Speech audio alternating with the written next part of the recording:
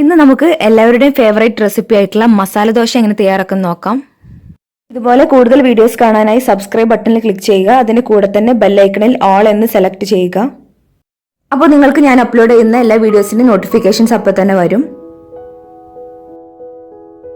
അപ്പോൾ നമുക്ക് ആദ്യം തന്നെ മസാല തയ്യാറാക്കാം. അപ്പോൾ മസാല തയ്യാറാക്കാനായിട്ട് ഞാനിവിടെ ഒരു ഫ്രൈങ് പാന് ചൂടാക്കിയിട്ടുണ്ട്. അതിലേക്ക് എണ്ണ ഒഴിച്ചിട്ട് നമുക്ക് 1 ടേബിൾ സ്പൂണോളം കടുക് ഇട്ട് കൊടുക്കാം. അപ്പോൾ കടുക് നന്നായി പൊട്ടി വന്നതിന് ശേഷം ഇതുപോലെ കടലപ്പരിപ്പ് ഇട്ട് കൊടുക്കാം.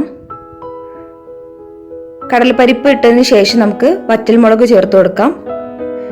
അതിനുശേഷം കറിവേപ്പില കൂടെ ചേർത്ത് കൊടുക്കാം.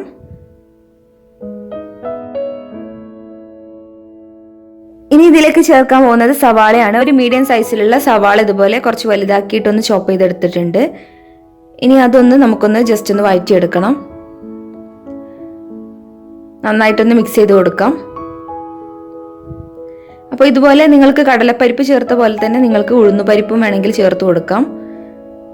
അപ്പോൾ ഇനി ആഡ് ചെയ്യാൻ പോകുന്നത് പച്ചമുളകാണ്. ഒരു പച്ചമുളക് ചെറുതാക്കി അരിഞ്ഞത് ചേർത്ത് കൊടുക്കുന്നുണ്ട്. അതുപോലെ ഉള്ളി വേഗം ഒന്ന് വഴറ്റി കിട്ടാൻ വേണ്ടിയിട്ട് ഒരു 1/2 ടേബിൾ സ്പൂണോളം ഉപ്പ് കൂടെ ചേർത്ത് കൊടുത്തിട്ടുണ്ട്. ഇനി നന്നായിട്ടൊന്ന് മിക്സ് ചെയ്ത് കൊടുക്കാം. ഇനി ഇതിലേക്ക് ചേർത്ത് കൊടുക്കാൻ പോകുന്നത് ജിഞ്ചർ ഗാർലിക് പേസ്റ്റ് ആണ്. ഇഞ്ചിയും വെളുത്തുള്ളിയും കൂടെ നന്നായിട്ടൊന്ന് പേസ്റ്റ് ആക്കി എടുത്തതാണ്. അപ്പം അതുകൂടെ ചേർത്ത് കൊടുക്കാം. അത് 1 ടേബിൾ സ്പൂണോളം ആഡ് ചെയ്തിട്ടുള്ളൂ. അടുത്തതായിട്ട് ചേർക്കാൻ പോകുന്നത് ഉരുളക്കിഴങ്ങാണ്. അപ്പോൾ ഞാൻ നേരത്തെ തന്നെ ഒരു വലിയൊരു പൊട്ടാറ്റോ നന്നായിട്ട് വേവിച്ചെടുത്തിരുന്നു. അതുകൂടെ ഇതിലേക്ക് ചേർത്ത് കൊടുക്കാം. അപ്പോൾ പൊട്ടാറ്റോ ചേർത്ത് കൊടുക്കുമ്പോൾ സ്മാഷ് ചെയ്യേണ്ട ആവശ്യമൊന്നുമില്ല. അത് ഇതിൽ കിടന്നിട്ട് മിക്സ് ആകുമ്പോൾ തന്നെ നന്നായിട്ട് ഉടഞ്ഞു പോയിക്കോളും. അതൊന്ന് നന്നായിട്ടൊന്ന് മിക്സ് ചെയ്ത് കൊടുക്കാം. ഇനി ഇതിലേക്ക് ഞാൻ ചേർക്കാൻ പോകുന്നത് ഒരു ചെറിയൊരു കഷ്ണം ബീട്രൂട്ട് ആണ്. ഇത് ഓപ്ഷണൽ ആണ്, നിങ്ങൾക്ക് വേണമെന്നുണ്ടെങ്കിൽ മാത്രം ചേർത്ത് കൊടുത്താൽ മതി. ഇനി ഇതിലേക്കുള്ള മസാലപ്പൊടികൾ ചേർത്ത് കൊടുക്കാം. അപ്പോൾ ആദ്യം തന്നെ ഒരു 2 ടീസ്പൂണോളം മഞ്ഞൾപ്പൊടി ചേർത്ത് കൊടുക്കാം. അതുപോലെ ഒരു 1/2 ടേബിൾ സ്പൂൺ മുളക് പൊടി ചേർത്ത് കൊടുക്കാം.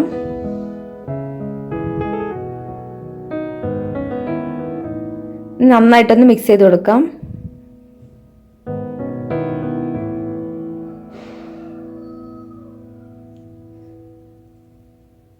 ഇനി ഇതിലേക്കൊരു അല്പം വെള്ളം ഒഴിച്ചിട്ടൊന്ന് വേവിച്ചെടുക്കാം. വെള്ളം ഒഴിച്ചിട്ട് വേവിച്ചെടുത്തു കഴിഞ്ഞാൽ നമ്മുടെ മസാല നന്നായിട്ടൊന്ന് മിക്സായി വരും.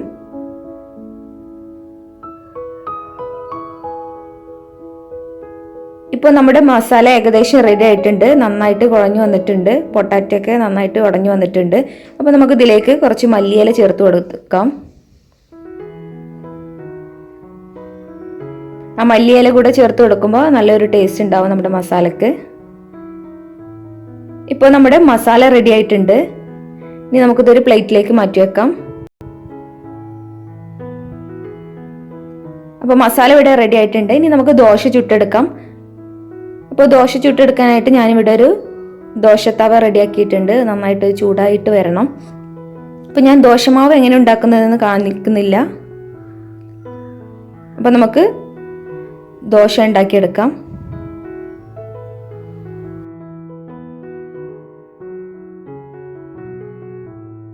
അപ്പോൾ ദോശമാവ് എങ്ങനെ ഉണ്ടാക്കുന്നതെന്ന് എല്ലാവർക്കും അറിയുന്നുണ്ടാവും. അതുകൊണ്ടാണ് ഞാനിവിടെ കാണിക്കാത്തത്. അപ്പോൾ നമുക്ക് ഇനി ദോശ ചുട്ടെടുക്കാം. അപ്പോൾ നമുക്കിതൊന്ന് ജസ്റ്റ് ഒന്ന് ചൂടായതിന് ശേഷം നന്നായിട്ടൊന്ന് മുരിഞ്ഞു വരാൻ വേണ്ടിയിട്ട് ഇതുപോലെ നെയ്യ് തൂവി കൊടുക്കാം. നെയ്യോ അല്ലെങ്കിൽ ഓയിലോ യൂസ് ചെയ്യാം. ഞാനിവിടെ നെയ്യാണ് ഒഴിക്കുന്നത്. അപ്പോൾ ഇതുപോലെ നെയ്യോ അല്ലെങ്കിൽ ഓയിലോ തൂവി കൊടുത്തു കഴിഞ്ഞാൽ നന്നായിട്ട് മുരിഞ്ഞു വരും. മാത്രമല്ല നല്ലൊരു ടേസ്റ്റ് ഉണ്ടാവും. നമ്മൾ പുറത്തുനിന്നൊക്കെ കഴിക്കുന്ന മസാല ദോശേൻ്റെ ആ ഒരു ടേസ്റ്റ് കിട്ടും. അപ്പോൾ ഇപ്പോൾ ദോശ റെഡി ആയിട്ടുണ്ട്. അപ്പോൾ ഇനി നമുക്കിതിലേക്ക് മസാല ചേർത്ത് കൊടുക്കാം. നമ്മൾ വേവിച്ച് വെച്ചിരുന്ന മസാല ഇതിലേക്ക് ചേർത്ത് കൊടുക്കാം. അപ്പോൾ മസാല ഞാനിതുപോലെ സെൻറ്ററിലാണ് ആഡ് ചെയ്യുന്നത്. ഇതുപോലെ സെൻറ്ററിൽ വെച്ചിട്ട് ഇനി 2 സൈഡും ഒന്ന് നമുക്ക് റോൾ ചെയ്ത് കൊടുക്കാം.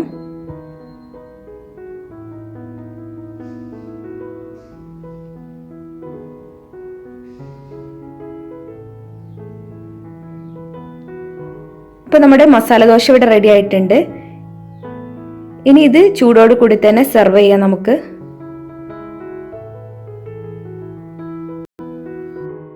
അപ്പോൾ ഇനി പുറത്ത് ഹോട്ടലിൽ പോയിട്ട് മസാല ദോശ കഴിക്കേണ്ട ആവശ്യമില്ല, നമ്മുടെ വീട്ടിൽ തന്നെ ഉണ്ടാക്കിയെടുക്കാം.